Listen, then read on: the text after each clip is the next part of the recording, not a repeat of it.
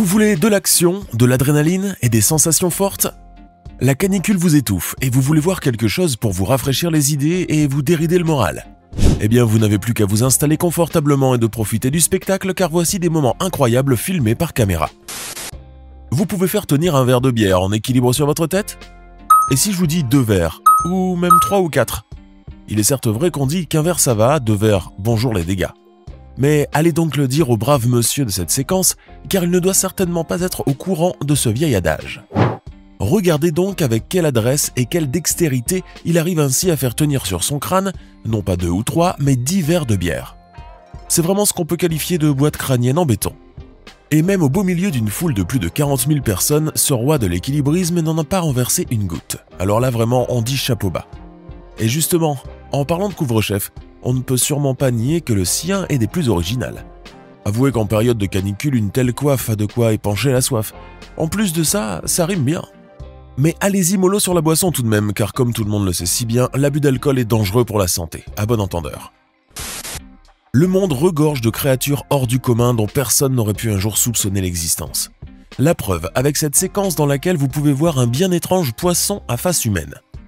Avec ses gros yeux très expressifs, son front bombé et sa grande bouche, ce poisson ne laisse personne indifférent. Et surtout pas ce gentil plongeur qui prend même la peine de lui casser la coquille d'un mollusque avec son marteau afin de le lui donner à manger. Mais comme vous pouvez le voir, ce gros poisson n'est pas vraiment patient et il a la fâcheuse tendance à trop rapprocher son pif du marteau, au risque de se blesser. Heureusement, le bon plongeur veille au grain et doucement mais fermement il lui pousse le museau pour éviter de lui faire mal.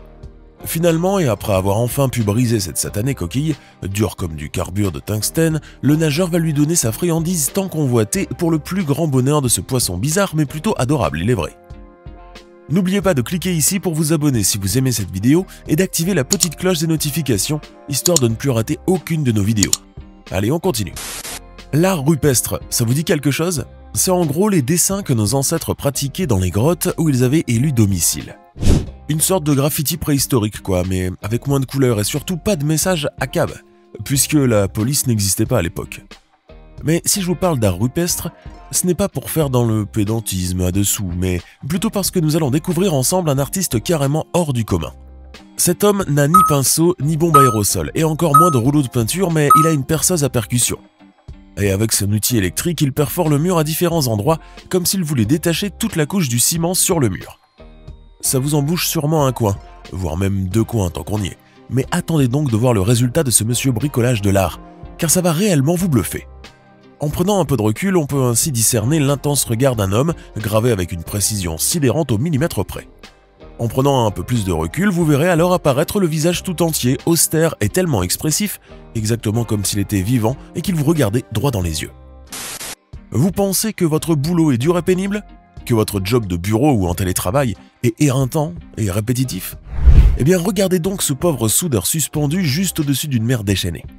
Voici un travail dangereux mes amis, et le mot est vraiment faible pour le coup. En effet, ce brave travailleur qui semble toutefois attaché à un harnais risque véritablement sa vie à chaque instant sur cette gigantesque plateforme pétrolière. Le malheureux doit d'ailleurs intervenir sur des endroits de la plateforme encore plus difficiles d'accès et plus dangereux que ça. Pourtant, vous ne l'entendez pas se plaindre, n'est-ce pas?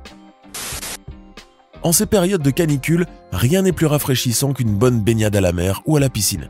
L'essentiel, c'est qu'il y ait plein d'eau et peu de monde si possible. Mais que faire lorsque vous êtes un pauvre chien des rues, coincé dans une ville chauffée à blanc par le soleil, et où il n'y a pratiquement aucun point d'eau? Eh bien c'est sûr que vous allez bien galérer, car à moins d'une averse providentielle, vous êtes bel et bien dans la panade, et pas qu'un peu. Mais vous pouvez aussi faire comme ce chien très rusé et vous offrir ainsi une douche gratuite et bien rafraîchissante. Comme vous pouvez le voir, ce joyeux toutou a décidé de suivre à la trace un gros camion-citerne de la voirie municipale chargé d'arroser les plantes et les arbres en bordure de la route. Malin comme un diable, ce brave toutou n'en rate pas une goutte, se tortillant de plaisir et se faisant ainsi doucher à l'œil. Je suis certain que vous connaissez au moins une personne de votre entourage qui ne cesse de se plaindre que son chien ne veut pas prendre de bain. Eh bien, vous n'avez qu'à lui montrer cette vidéo, ça lui donnera peut-être des idées, qui sait. Et peut-être même qu'il vous en sera éternellement reconnaissant.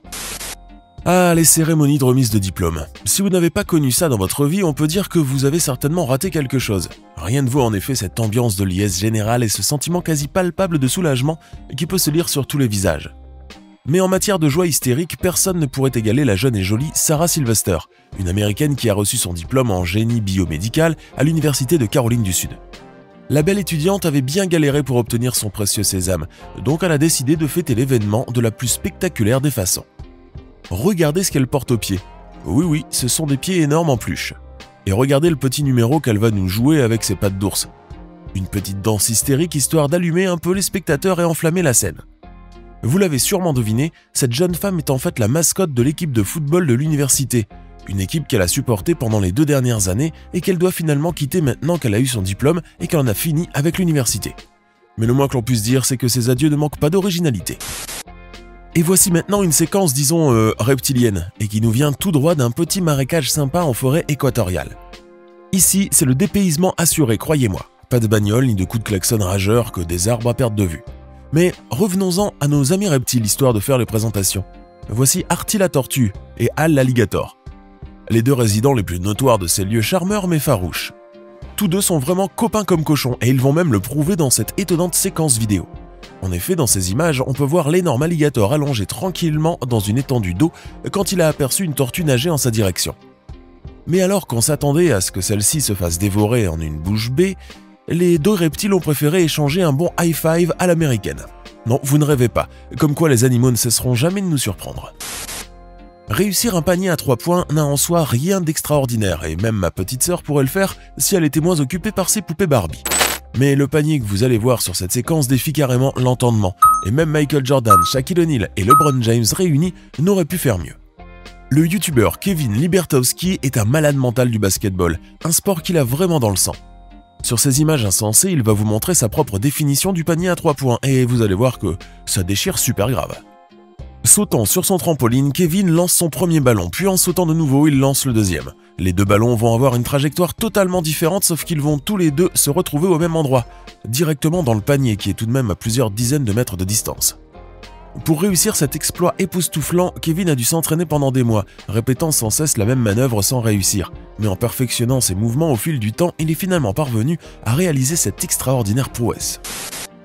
Et voilà une autre séquence d'équilibrisme à couper le souffle qui nous vient cette fois d'un terrain de baseball au Missouri. Sur ces images qui se passent vraiment de tout commentaire, vous pouvez apprécier le petit numéro d'un jeune joueur plutôt habile avec son nez, mais aussi avec son menton. Admirez donc avec quelle adresse et quelle élégance il arrive à faire tenir en équilibre une batte de baseball sur son orifice nasal. Ce petit exploit sera vivement acclamé par les supporters et les coéquipiers du jeune homme, mais pour ce dernier ce n'était vraiment qu'un début. En effet, encouragé par ses amis, le jeune baseballeur va faire tenir cette fois une casquette puis un casque toujours en équilibre parfait sur son nez. Et ce n'est pas tout, car face à la stupeur générale, le jeune homme va passer cette fois à l'équilibrage sur son menton d'une chaise pliante à la fois pliée et dépliée. Ensuite viendra le tour d'un distributeur de désinfectant pour les mains, qu'il soulèvera tout aussi aisément. Mais le clou du spectacle est sans nul doute ce poteau de plus de 6 mètres de haut, que le jeune athlète a réussi on ne sait comment à maintenir en équilibre. Un exploit qui a suscité des applaudissements de tout le stade, y compris des joueurs et des supporters de l'équipe adverse. Car il faut le dire que tout le monde a été grandement impressionné par ce jeune homme, et surtout par son formidable centre de gravité.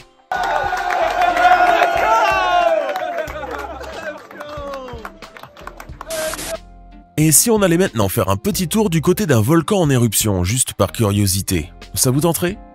On pourrait même jouer un peu avec de la lave en fusion et faire tout plein d'expériences passionnantes avec. Mais attention tout de même à ne pas vous brûler les doigts, car si vous n'avez pas les bons outils et le bon équipement, vous risquez de finir en rôti. Regardez par exemple ce scientifique qui est en train de récolter de la lave directement depuis une coulée volcanique. Comme vous pouvez le voir, il porte bien une tenue et des bottes spéciales qui sont censées le protéger de la chaleur épouvantable qu'il fait là-bas. Avec son petit marteau de spéléologue, il pioche du magma et le met directement dans un seau d'eau qui se met presque aussitôt à bouillir. Refroidi, la lave en fusion se solidifie pour devenir de la roche volcanique.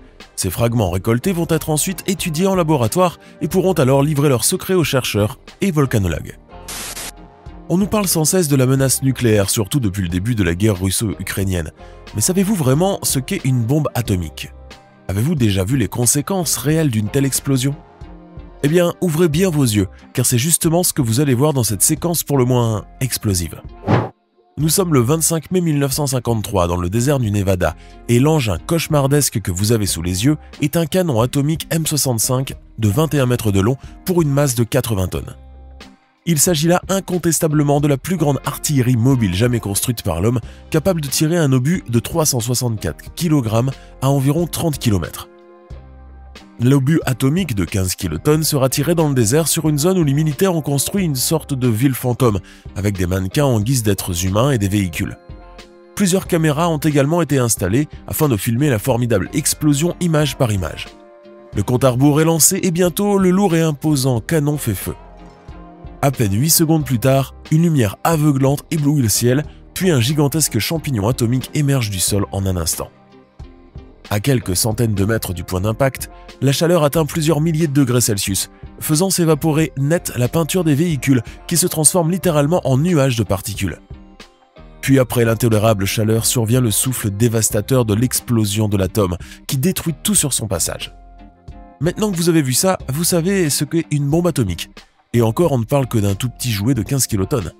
Le Tsar Bomba, par exemple, une bombe testée par les Russes en 1961, faisait 57 mégatonnes, soit pratiquement 3125 fois plus puissante et plus destructrice que celle que vous avez vue sur cette séquence. Âme sensible, s'abstenir s'il vous plaît, car maintenant nous aurons droit à une séquence, disons, pour le moins fort peu ragoûtante. Ce que vous voyez sur vos écrans n'est pas la bande-annonce d'un film d'horreur à la Grindhouse, bien que ça y ressemble beaucoup en vérité. Il s'agit plutôt d'une opération chirurgicale effectuée sur un frelon géant dans le but de lui retirer un ver parasite de l'abdomen. Muni d'une pince spéciale et d'une dextérité à toute épreuve, cet homme est en effet en train de libérer le frelon de l'envahisseur niché dans son ventre. Avec un doigté de maître, l'homme réussit finalement à extirper le ver blanc à l'aspect dégoûtant sans pour autant que le frelon ne soit blessé. Il est vrai qu'on voit mal pourquoi on devrait sauver des insectes aussi dangereux et qui pourraient littéralement vous tuer avec leur dard mortel, mais bon. Il faut de tout pour faire un monde, comme on dit, et un chirurgien pour frelon devait forcément exister. Place maintenant à une séquence pour le moins vertigineuse et qui nous vient tout droit de la République populaire de Chine. Ce conducteur va tenter de faire demi-tour avec son véhicule, sauf que la chaussée est à peine plus large que ce dernier et qu'elle surplombe un ravin profond de plusieurs centaines de mètres. Autant dire que c'est une mission impossible et que ce chauffeur risque sa vie inutilement, car il pourrait à tout moment tomber du haut du ravin. Mais il faut dire que ce conducteur possède un bon coup de volant, car comme vous pouvez le voir, il arrive tout de même à manier sa voiture bon gré mal gré, jusqu'à la mettre en bonne position. On note aussi au passage l'incroyable sang-froid dont il a su faire preuve, d'autant plus que sa propre vie était en jeu. On poursuit cette passionnante vidéo avec une séquence aérienne cette fois et qui nous vient du Salon aéronautique international de Farnborough dans le Royaume-Uni. Bouclez vos ceintures et cramponnez-vous bien à vos sièges, car nous allons embarquer à bord du nouveau Boeing 777X pour son vol inaugural. Mais attention, car le pilote de cet avion est un ancien pilote de chasse qui avait l'habitude de piloter des F-16 ou des F-22. Et à vrai dire, c'est la toute première fois pour lui qu'il se met derrière le manche d'un avion de ligne.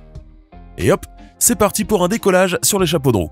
Mettant plein gaz, le pilote chevronné fait rouler son avion sur la piste à très grande vitesse. Puis soudainement et sans crier gare, il soulève le nez de l'appareil et celui-ci décolle alors littéralement à la verticale. En moins de temps qu'il ne faut pour le dire, le Boeing est déjà à plus de 600 mètres du sol.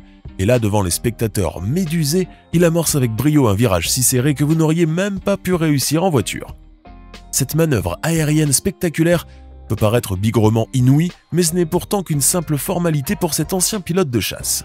On n'imagine même pas les fabuleuses pirouettes dont il est capable. Direction maintenant les Alpes autrichiennes, où nous allons faire la rencontre d'une bien charmante jeune femme qui va nous régaler avec ses prouesses cyclistes. Admirez donc la splendeur et la suprême beauté de ce paysage montagnard, et focalisez-vous maintenant sur cette belle jeune fille à vélo. Car le petit numéro d'équilibriste qu'elle va nous faire est très certainement du genre qu'on ne voit pas tous les jours. Portant le costume traditionnel tyrolien, cette sublime cycliste n'en est pas moins gênée par sa tenue, même lorsqu'elle se met debout sur son vélo. Avec la grâce et la nonchalance d'un funambule, elle pédale sur sa bicyclette et effectue des mouvements acrobatiques dignes d'un champion du monde de BMX freestyle. Elle devrait d'ailleurs penser à faire de la compétition, cette jolie demoiselle, parce que vu son niveau, on peut vous dire qu'elle ira loin, cette petite. Et puis, c'est sans compter sa beauté et son charme naturel qui, conjugués à la douce harmonie des Alpes autrichiennes, nous donne un tableau féerique digne d'un grand maître. Et voici maintenant une séquence ébouriffante qui vous emmènera planer tel un aigle royal grâce à la magie de la GoPro et de la haute définition. Vous êtes maintenant sur le point de décoller, ou plutôt de vous laisser tomber dans le vide d'une hauteur vertigineuse. Paré pour le saut?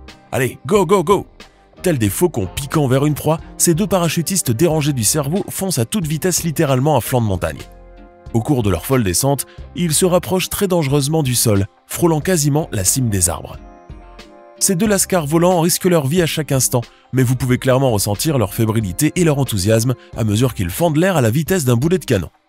Il ne faut pas oublier en effet que le vol en wingsuit est probablement le sport extrême le plus dangereux, surtout lorsque les parachutistes s'approchent à ce point du niveau du sol.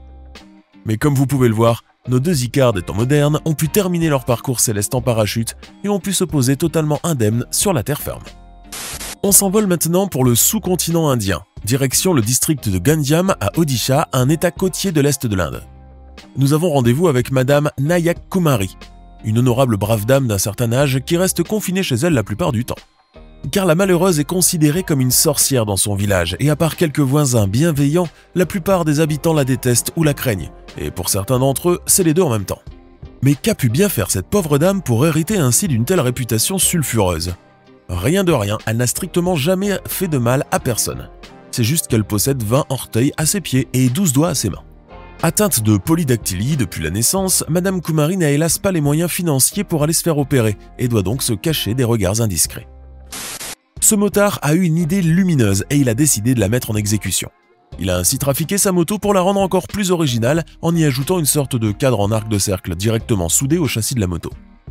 Croyant ainsi pouvoir vaincre les lois de la physique, il s'élance alors à toute vitesse avec sa bécane d'une autre dimension. Et pour épater la galerie, le jeune motard effectue une petite roulade sur lui-même en utilisant le cadre circulaire comme une troisième roue. Et mine de rien, il réussit le bougre, sauf que l'arrivée ne se déroule pas comme prévu. Le jeune motocycliste rate en effet son atterrissage et finit par tomber douloureusement sur le côté. Une chute qu'il n'oubliera certainement pas de sitôt, d'autant plus que la séquence vidéo est depuis devenue virale, lui valant même quelques moqueries de la part des internautes. Au moins, il aura essayé. Et comme toujours sur votre chaîne YouTube préférée, nous vous avons réservé le meilleur pour la fin avec cette séquence pour le moins tirée par les cheveux. Faites connaissance avec Madame Labrosse, une femme qui n'a pas l'habitude de couper les cheveux en quatre et qui n'est pas à un cheveu près d'aller chez le coiffeur. Cette jeune dame, tout comme sa fille, a en effet décidé un beau jour qu'il était de bon ton de ne plus se couper les tifs, et depuis elle traîne une crinière aussi longue que celle de la princesse Réponse. Elle pourrait ainsi teindre ses cheveux en blond et aller passer un casting pour Frozen. Elle serait certainement acceptée sur le champ, avec sa fabuleuse tignasse de plusieurs mètres de long. Même l'agent de sécurité de ce mall, qu'on imagine pourtant blasé, n'a pas pu en croire ses yeux tant cette scène lui a paru surréaliste. Et s'il n'avait pas été chauve, vous auriez même pu voir ses cheveux se dresser sur la tête. Maintenant, dites-nous dans les commentaires ce que vous pensez de ces moments incroyables mais vrais, filmés par des caméras. Et n'oubliez pas de vous abonner et de cliquer ici pour regarder une autre de nos superbes vidéos.